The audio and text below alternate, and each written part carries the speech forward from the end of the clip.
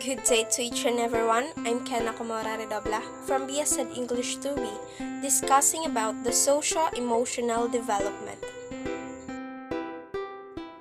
So I have here a quotation from Erik Erikson. It says that healthy children will not fear life if their elders have integrity enough not to fear death. This only means that it is important to make sure that the child is surrounded of good models, because we observe that what the child sees in his or her surrounding, even if it is good or bad, as long as it was performed by the older one, for them it is good. So if there is a child, you must be careful of your actions. Show them that no need to be afraid of everything. Act like a good example. Erik Erikson formulated 8 stages of man's psychosocial development. Each stage is regarded as psychosocial crisis which arises and demands resolution before the next stage can be achieved. So here are the 8 stages of man's psychosocial development. First is trust versus mistrust. Second is autonomy versus shame and doubt. Third is initiative versus guilt. Stage 4, industry versus inferiority. Stage 5, identity versus confusion.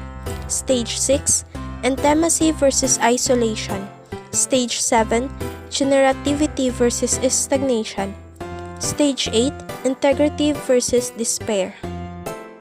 So let's discuss first the stage 1, trust versus mistrust.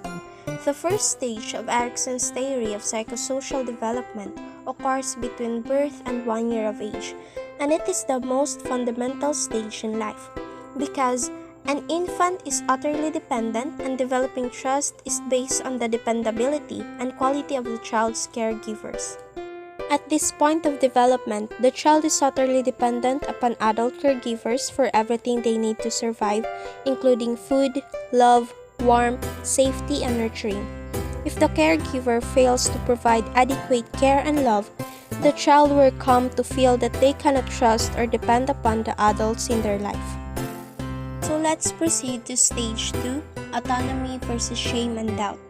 The second stage of Erikson's theory of psychosocial development takes place during early childhood and is focused on children developing a greater sense of personal control.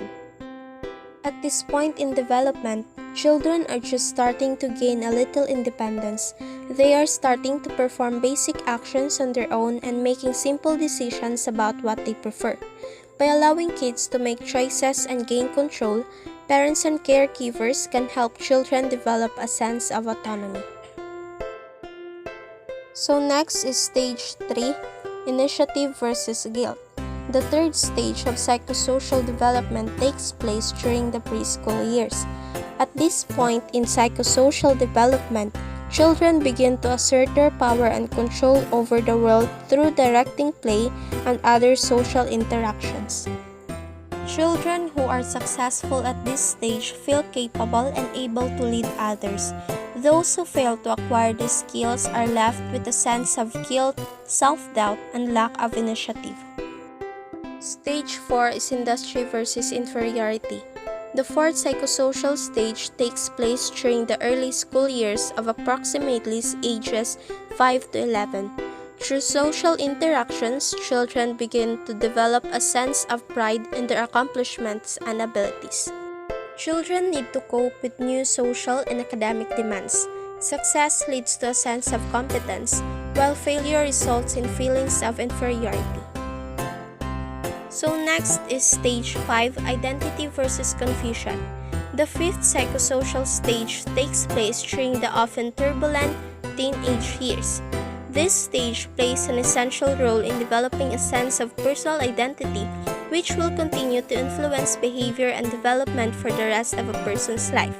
Teens need to develop a sense of self and personal identity.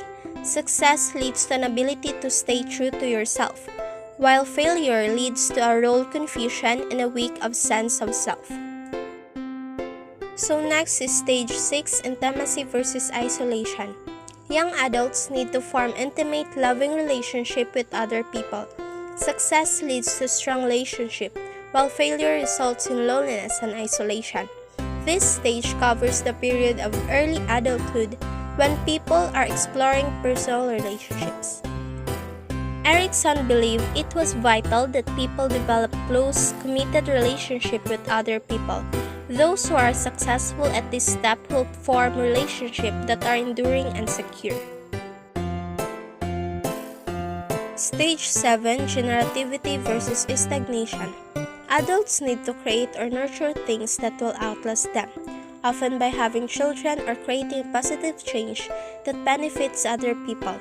Success leads to feelings of usefulness and accomplishment, while failure results in shallow involvement in the world. During adulthood, we continue to build ourselves, focusing on our career and family. Those who are successful during this phase will feel that they are contributing to the world by being active in their home and community. Those who fail to attain these skills will feel unproductive and uninvolvement in the world. So the last stage is stage 8, integrity versus despair. The final psychosocial stage occurs during old age and is focused on reflecting back on life. At this point in development, people look back on the events of their lives and determine if they are happy with the life that they lived or if they regret the things they did or didn't do. Erickson's theory differed from many others because it addressed development throughout the entire lifespan, including old age. Older adults need to look back on the life and feel a sense of fulfillment.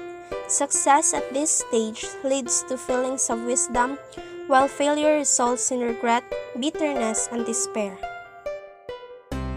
So we will be focusing on Erickson's fourth stage of psychosocial development, the industry versus inferiority.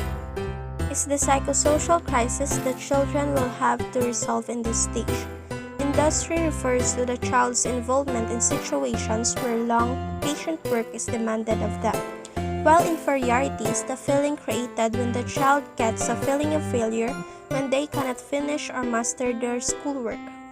In this stage, children will most likely have begun going to school. School experiences become the priority, with children so busy doing schoolwork. The encouragement of parents and caring educators helps to build a child's sense of self-esteem, strengthening their confidence and ability to interact positively in the world. Understanding the self. One self-concept is the knowledge about self, such as beliefs regarding personality traits, physical characteristics, abilities, values, goals, and roles. It also involves a sense of belonging and acceptance, a sense of good, and a sense of being capable of doing good. Having a healthy self-concept does not mean that the child thinks he is better than others. It means that he likes himself, feels accepted by his family and friends, and believes that he can do well. School years. In the transition from pre-elementary to primary school, children tend to become increasingly self-confident and able to cope well with social interactions. They are not focused on themselves anymore, but are also aware of the needs and desires of others. The issues of fairness and equality become important to them as they learn to care for people who are not part of their families. Characteristics like loyalty and dependability are being considered, as well as responsibility and kindness. Building friendships. Making friends is a crucial but very important part of children's social and emotional growth. As soon as they are able to walk and talk, they will tend to show natural inclination to be around other children. Peer groups are characterized by children who belong approximately to the same age group and same social-economic status. It is found along the stages of childhood through adolescence. The antisocial behavior. Some adults may perceive that some children's behavior towards other children as antisocial. When children poke, pull, hit, or kick other children when they are the first introduced, it is fairly normal. Remember that children at this age are still forming their own worldviews, and other children may seem like a curiosity that they need to explore. Parents and teachers can help children make friends. Self-control. Once children reach school age, They begin to take pride in their ability to do things and their capacity to exert effort. They like receiving positive feedback from their parents and teachers. This becomes a great opportunity for parents and teachers to encourage their positive emotional responses from children by acknowledging their mature, compassionate behavior. That's all. Thank you very much.